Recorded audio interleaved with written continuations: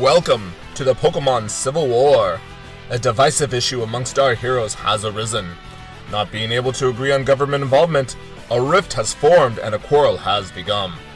There are two teams. Team Accords is for government regulations of Pokemon battles, and Team Vigilante is for privately run Pokemon battles with no government oversight.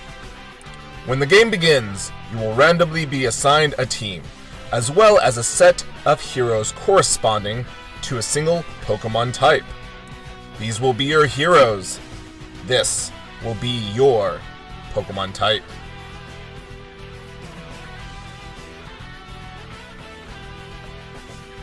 However, you will not be alone. Everyone playing will also be randomly assigned to a team to create an even split, and each of your teammates will also have their own heroes to bring with their own Pokemon type. All the leftover heroes and Pokemon types are considered to currently be neutral parties to the conflict. Then, the war will begin.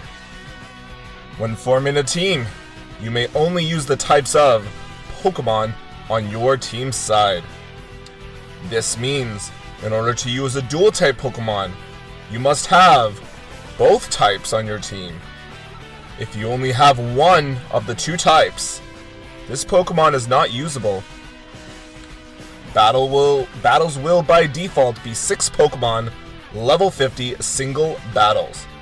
However, if both battlers agree on a different type of battle format, they may choose to do so.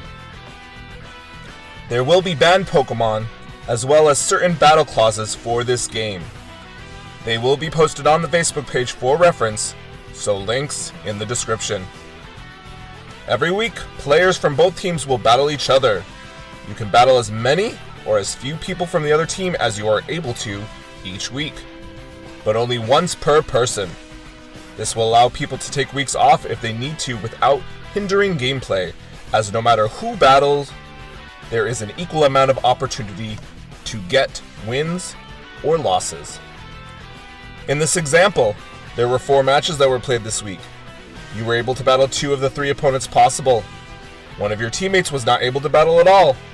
However, the same amount of potential wins or losses were available to each team. At the end of the week, whichever team has the most wins gets to take a Pokemon type from the opposing team. However, they may only choose a type of a person that team defeated in that week. If one team wins that week, but didn't get any wins over a specific opponent, that opponent's type is not up for grabs to take. In this example, your team has won the week by having the most battle wins. Your team may choose either Ghost or Bug to steal from the opposing team, because those players lost to your team this week. However, since the Rock player did not lose any battles this week, the Rock type is not available to steal.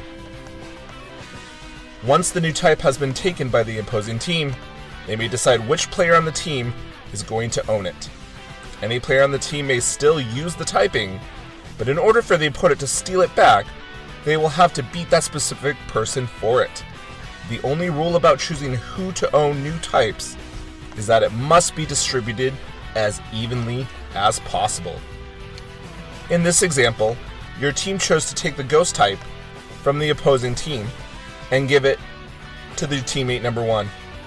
If your team won against next week and took the Bug type this time, you would not be able to give it to teammate number 1. You would have to either give it to yourself or teammate number 2, since they only have one type each currently.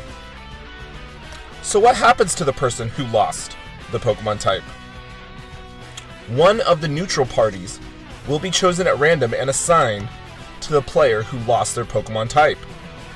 These heroes saw one side losing and wanted to help them get back on their feet.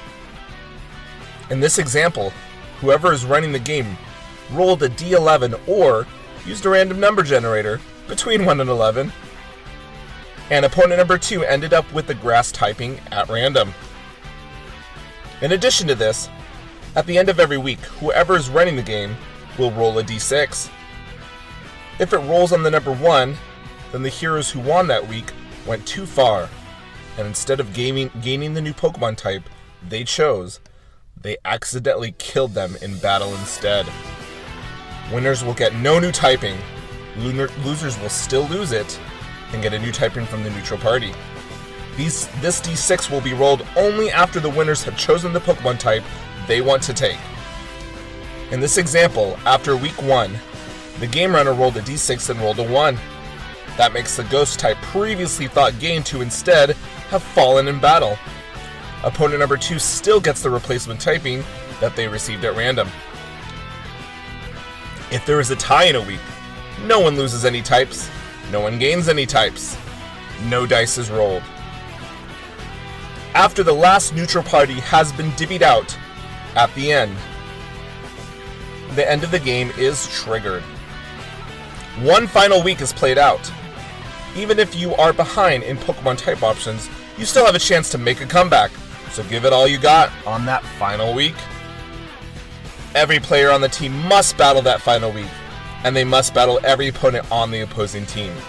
The final week may be extended to more than an actual week in real time to help accommodate this.